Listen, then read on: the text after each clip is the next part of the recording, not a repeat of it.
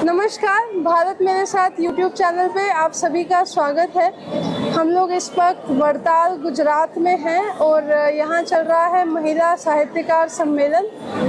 और मेरे साथ बहुत पुराने साथी हैं। हम लोग पहले साहित्य के कई सम्मेलनों में जाते थे जो इनके द्वारा ही जिसका आयोजन किया जाता था। आशा शर्मा जी इंजीनियर भी हैं।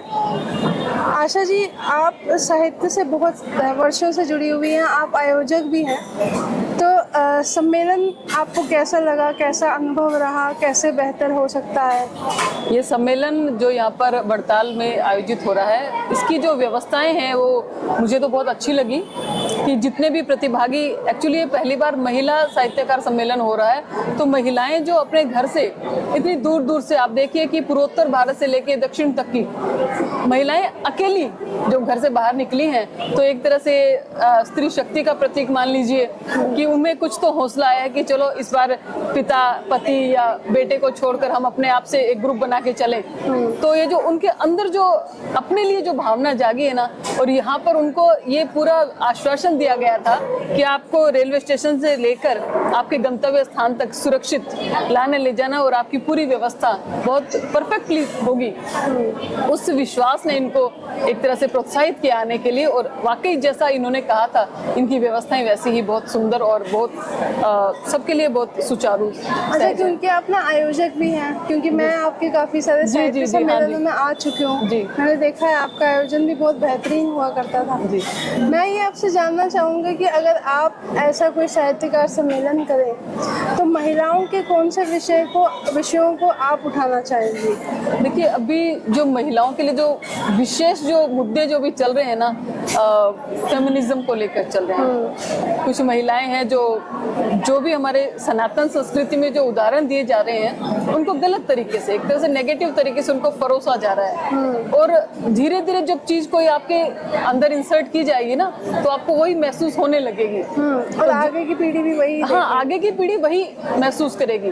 तो मैंने इवन इस नई पीढ़ी में भी मैंने इस तरह का जो हमारे जो सनातन संस्कृति के विरोध में जो लिखा जा रहा है, जो गढ़ा जा रहा है, जो उनको दिखाया जा रहा है, उसी पर वो चल रही है। उनकी जो आवाज में, जो उनके स्वर में जो विद्रोह मुझे हल्का हल्का जो महसूस हो रहा है ना, तो मैं चाहूंगी कि मैं ऐसे मुद्दे रखूं कि जो हमारी जो विलुप्त हो रही है संस्कृति और जिसके विपक्ष में तर्क दिए जा रहे हैं, वो वापस से हमारे बच्चों के बीच में आए और वो वापस जाने हमारे गौरवपूर्ण इतिहास को कि हम किस परंपरा से आए हैं। तो मैं चाहूंगी कि ऐसे मुद्दों पर हम बात करें। अच्छा, मैं कल भी जैसे कुछ मेहमानों से मेरी ऐसे ही चर्चा हुई, जैसे आज के समय में जैसे कोलकाता के केसेस हैं, ऐसे केसेस हमें देखने को मिलते हैं। तो एक है कि हम लोग क्या तैयार हैं स्त्रियों को उतना सक्षम बनाने के लिए? जैसे हम कलम तो दे रहे हैं, हम साहित्यकार सम्मेलन में हैं, हमने कलम तो दे दिया, लेकिन क्या आपको लगता है स्त्रियों को भी एक वॉरियर बनाने की ज़रूरत है? उनको लड़ना सिखाना, उनको सेल्फ डिफेंस जैसी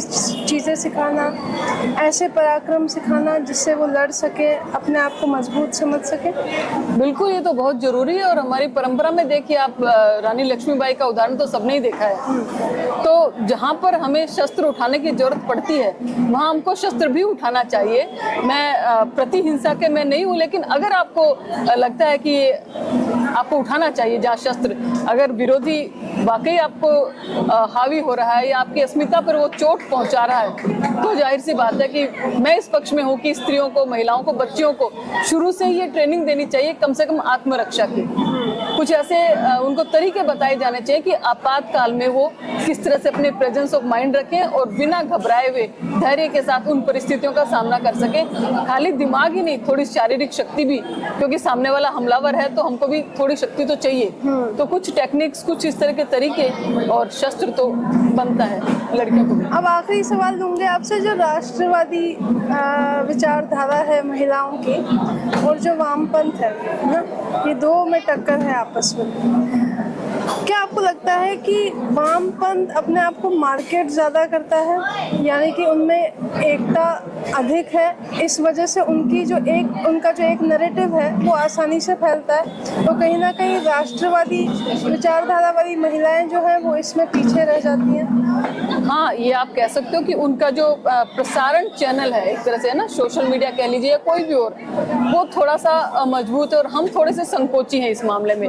या एक यूं समझिए कि हमारा जो अति आत्मविश्वास, कि हमारी जो सनातन जो परंपरा है ना, वो तो हमको संस्कार में मिली है, उसको कोई नुकसान नहीं पहुंचा सकता, ऐसे हम इस अति आत्मविश्वास में आ जाते हैं। लेकिन वही बात है कि आप धीरे धीरे धीरे किसी चीज को काटने की कोशिश करोगे तो अंततः उस पर चोट तो लगेगी, वो क्षतिग्रस्त तो होगी। तो हमारी जो परंपराएं, हमारी जो मान्यताएं हैं, जिनके ऊपर ये वामपंथ की तरफ से जो प्रहार हो रहा है, वो इतना धीरे धीरे धीरे धीरे अलग अलग तरीकों से हमारे बच्चों से लेकर और धीरे धीरे जो हमारी युवा पीढ़ी है उसको अपनी गिरफ्त में ले रहा है। तो ये आप बिल्कुल सही कह रही हैं कि इनका जो तंत्र है, प्रचार तंत्र, वो हमसे थोड़ा मजबूत है, हमको उस पर थोड़ा विचार करना पड़ेगा। बिल्कुल, चलिए ठीक है, इसी के साथ हम इस वीडियो का अंत करते हैं। आशा जी बहुत बहुत धन्यवाद हमसे बातचीत करने के लिए। प्लीज सब्सक्राइब करिए भारत मेरे साथ यूट्यूब चैनल, आप भी सब्सक्राइब करिए, बिल्कुल, क्योंकि हम बिल्कुल, बहुत जरूर। अच्छी चीजें इस पे दिखाते हैं। जी जी, जरूर धन्यवाद। जरूर।